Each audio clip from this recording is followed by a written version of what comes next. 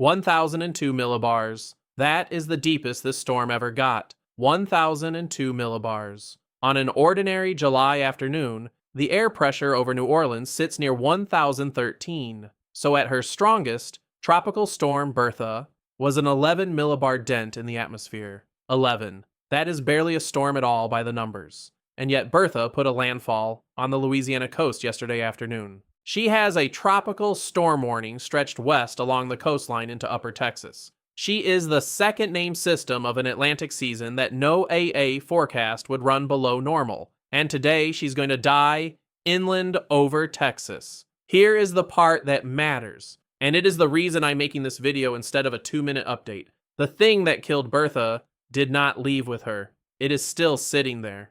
And in about 36 hours, that same feature is going to become the biggest weather story in the United States. From the Great Basin to the Great Lakes. One structure in the atmosphere, 4 completely different hazards. And Bertha was only the first one to run into it. Let me show you what it is. Everything in this video comes back to a single feature. A strengthening ridge of high pressure that has built over the southern Rockies and is expanding across the plains. If you have watched this channel before, you know I try never to hand you a list of unrelated disasters. That is how most weather coverage works, and it teaches you nothing. What I want to give you instead is the mechanism, because when you understand the mechanism, you can look at a map next week and make your own call. So here's the mechanism, and it is worth 90 seconds of your attention. A ridge of high pressure is a dome. Air inside it sinks. Sinking air warms, dries, and kills cloud cover, which is why the interior of a ridge is hot and boring. Nothing happens under a ridge. That is almost the definition of one. But a ridge is not a wall. It is a circulation. In the northern hemisphere, air flows clockwise around a high,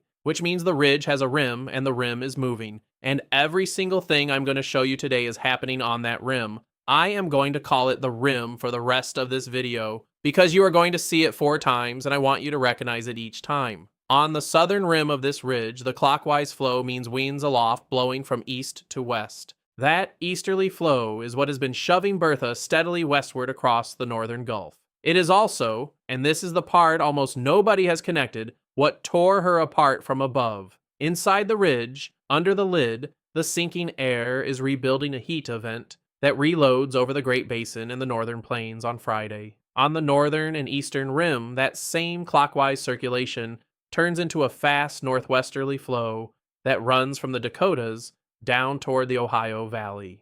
And that flow is what arms a severe thunderstorm threat for Minnesota, Wisconsin, and northern Illinois on Sunday, with another disturbance digging south across the Great Lakes on Monday. One ridge, a steering current, a killing shear, a heat dome, and a severe weather setup. 4 faces, 1 feature, and then there is a 5th thing happening today that is not the ridge, and it is, right now, the most dangerous forecast product in the country. We will get there, because it is the part of this story I think is being badly underplayed. Start with Bertha. Bertha became a named storm Monday evening, when a Hurricane Hunter aircraft found sustained surface winds of 40 miles an hour. That made her the second named storm of the 2026 Atlantic season. After Arthur last month, she peaked Tuesday evening at 60 miles an hour. Not a hurricane, not close to one, but a legitimate tropical storm with a defined circulation. Then, Wednesday afternoon, she made landfall near the Biloxi Wildlife Management Area in St. Bernard Parish, Louisiana, just east of New Orleans. And the observed winds along the coast tell you exactly what kind of storm she was. A gust of 41 miles an hour on Dauphin Island, Alabama. Gusts near 50 in Pensacola, Florida, Wednesday morning. 46 in Apalachicola, and 41 in Panama City on Tuesday. Those are real numbers, and they are not nothing. A 50-mile-an-hour gust takes down tree limbs and power lines. But they are also not the numbers of a storm that was ever going to make national headlines on wind alone. As of the most recent advisory, Bertha is roughly 75 miles southwest of New Orleans, moving west at about 12 miles an hour, with maximum sustained winds near 45 and a minimum central pressure of 1,002 millibars. The tropical storm warning has been extended westward to the upper Texas coast. The National Hurricane Center expects her to hold tropical storm intensity right up until she reaches that coastline today and then dissipate inland over Texas tonight or tomorrow. So, a weakening tropical storm, a warned coastline, a landfall today, and a death certificate signed for tomorrow. That is the news. Now, here is the forecaster's detail, and it is the one that explains everything.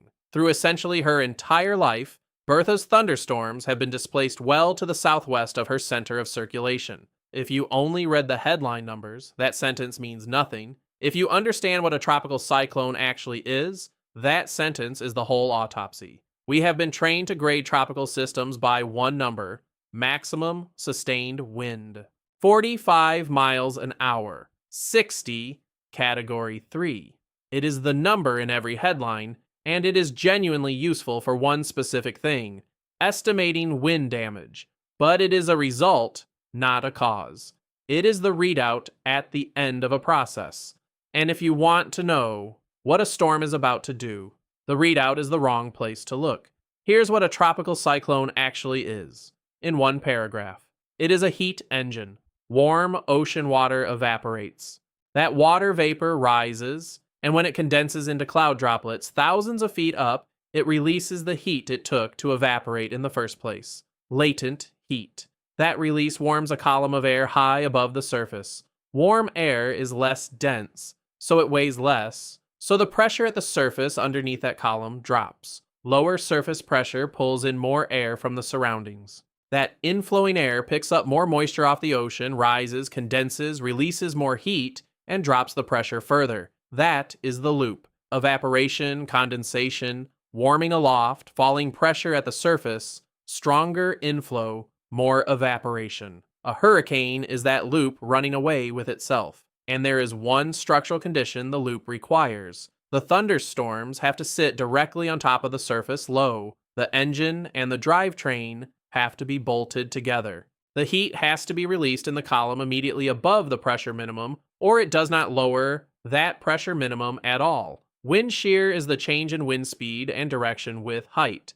And what shear does to a tropical cyclone is not knock it over or blow it apart in any dramatic sense. It does something quieter and far more lethal to the storm. It slides the top of the system sideways off the bottom. The thunderstorms get pushed downwind. They keep releasing latent heat, enormous amounts of it, but they are now releasing it 50 or 100 miles away from the surface low they are supposed to be deepening. The engine is running at full throttle, and it is no longer connected to anything. That is what happened to Bertha.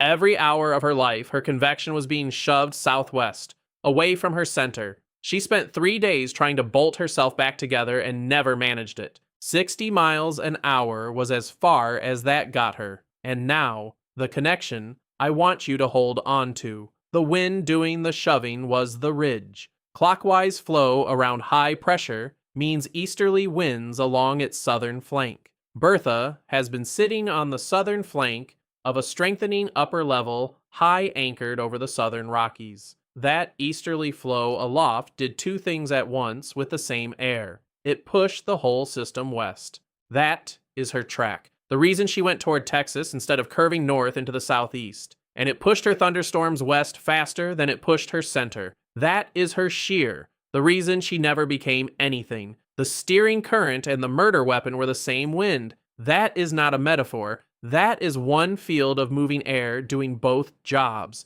So when I say the pattern that killed Bertha is the real story, that is what I mean literally. Bertha did not fail because the Gulf was cold. It is not. She failed because she formed on the wrong side of the wrong feature, and that feature is about to do 3 more things. But before we leave the water, there is something I need to correct in the way this day is being covered. If you opened a weather app this morning, the tropical storm is the story. It has a name. It has a cone. Meanwhile, the single most serious forecast product issued in the United States today is sitting 1,000 miles to the east, over a state with no tropical warning of any kind. The Weather Prediction Center has issued a moderate risk of excessive rainfall for portions of central to northeastern North Carolina, extending into far southeastern Virginia. Let me explain why that phrase should stop you. The excessive rainfall outlook has 4 levels: marginal, slight, moderate, and high. Moderate is level 3 of 4. It is not a routine issuance. Forecasters use it when they believe widespread flash flooding is not a possibility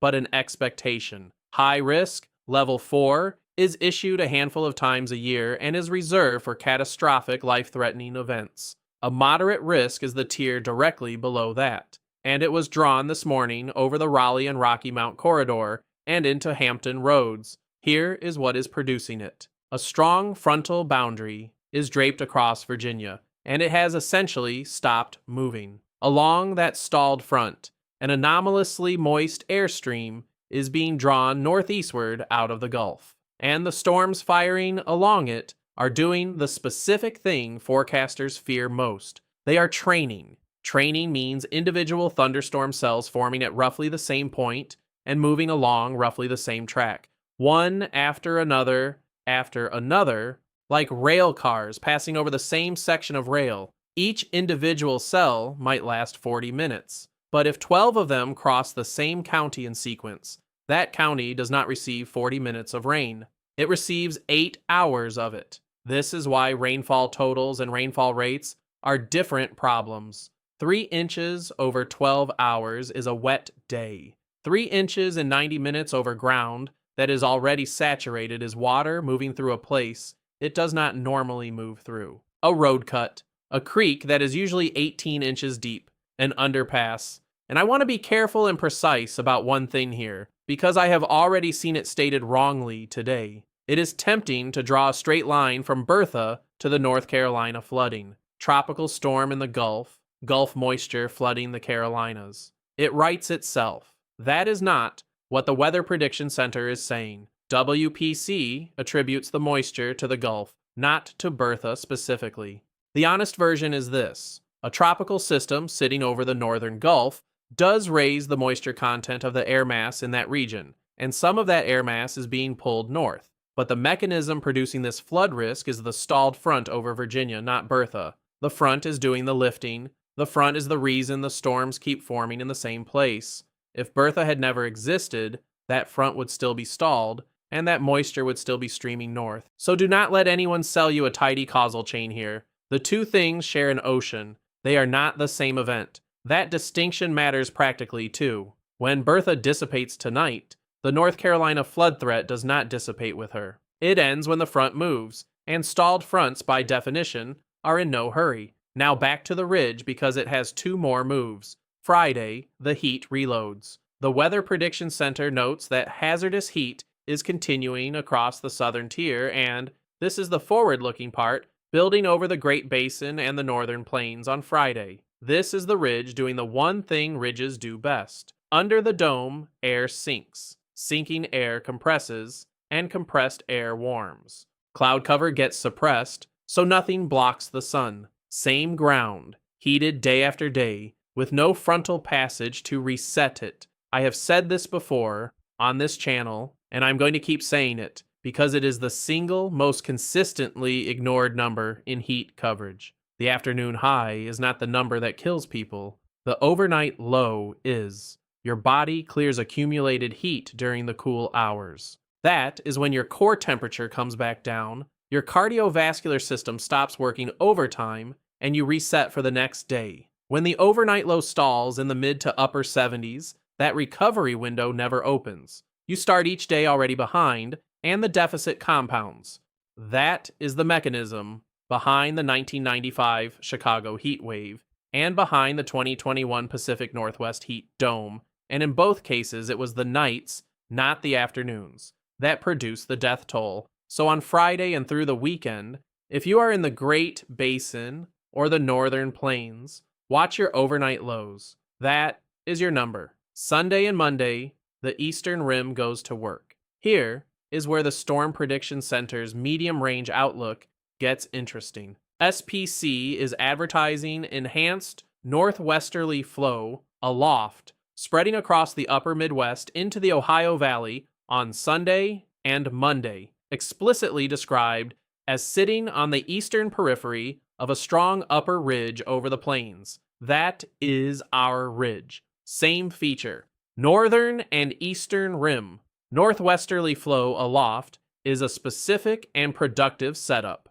It drives disturbances southeastward out of Canada into whatever air mass is sitting downstream, and the air mass downstream is seasonally very moist, which means it destabilizes strongly with daytime heating. For Sunday, SPC flags a corridor of severe thunderstorm potential across parts of Minnesota and Wisconsin toward northern Iowa and Illinois, with damaging wind as the primary concern from organized storm clusters. For Monday, an upper trough emanating from a low near Hudson Bay digs southward across the Great Lakes, and I want to point out the language SPC used, because it is a model of how forecasters communicate uncertainty honestly. Details regarding storm coverage remain uncertain. That is a real caveat, and I am not going to launder it out of this video to make the story cleaner. At 4 to 5 days out, the ingredients are identifiable, and the timing is not. The shear will be sufficient. The instability will be strong. Whether storms fire as scattered cells or consolidate into one long-lived complex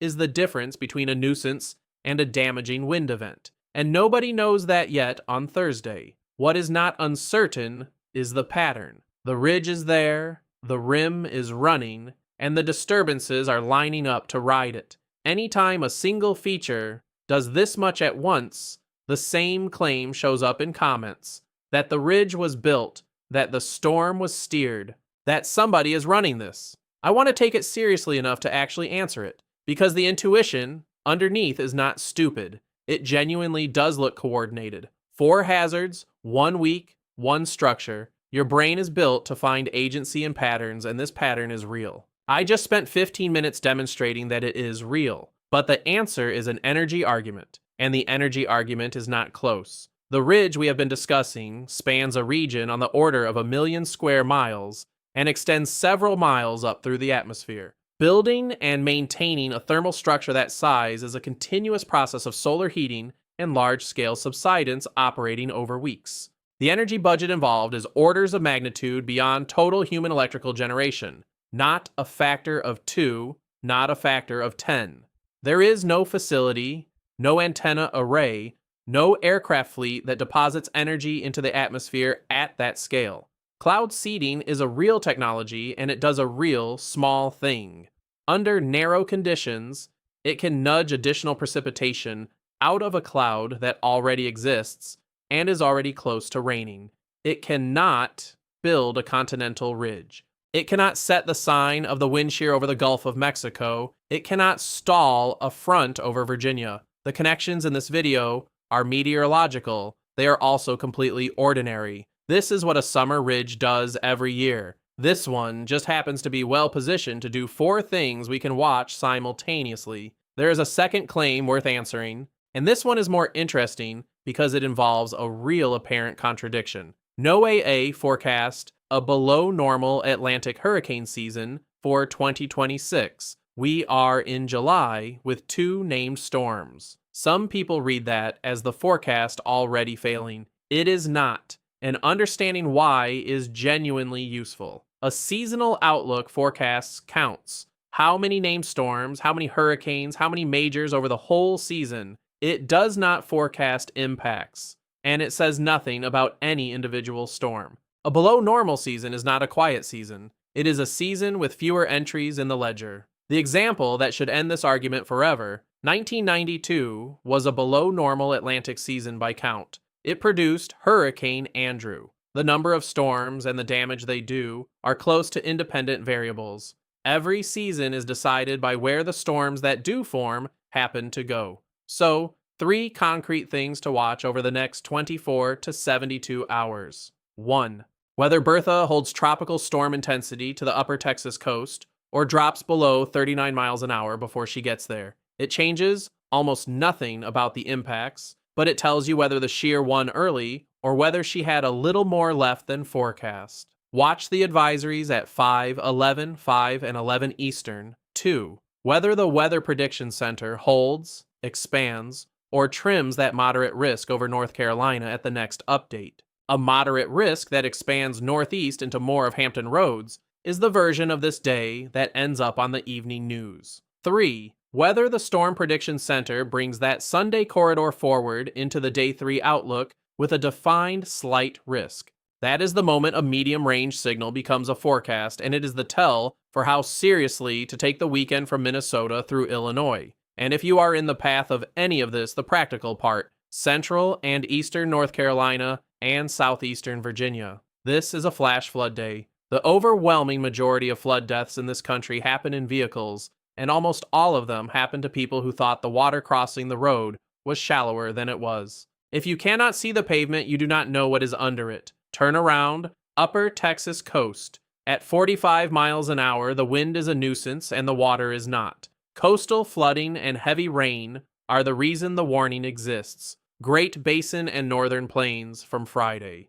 Check on elderly neighbors and anyone without working air conditioning. If your home is not cooling off after dark, that is the signal to find somewhere that does. I want to leave you with the question I actually cannot answer, because it is the one worth watching. NOAA forecast a below normal Atlantic season this year, and the primary reason given was El Nino, expected to develop and intensify through the season. The mechanism by which El Nino suppresses Atlantic hurricanes is not mysterious. It increases vertical wind shear across the basin. It makes it harder for tropical systems to stack themselves vertically. It kills storms exactly the way Bertha was killed. So here's the open question. Was Bertha's shear local, a strong ridge in the right place at the right time, a coincidence of July geometry that will be gone in 2 weeks? Or was it the first clearly visible signature of a basin-wide break beginning to engage? Those two answers point at very different Augusts. If it was local, the Atlantic reloads as soon as the ridge shifts, and the peak of the season proceeds normally. If it was basin-wide, then what we watched happen to Bertha this week is a preview of what happens to most of what tries to form between now and October. One storm is not enough to distinguish them. The next 2 or 3 will be. I will be tracking it. Bertha dies over Texas tonight. The pattern that killed her rebuilds over the Great Basin on Friday and goes to work on the upper Midwest on Sunday. Stay with us and stay ready.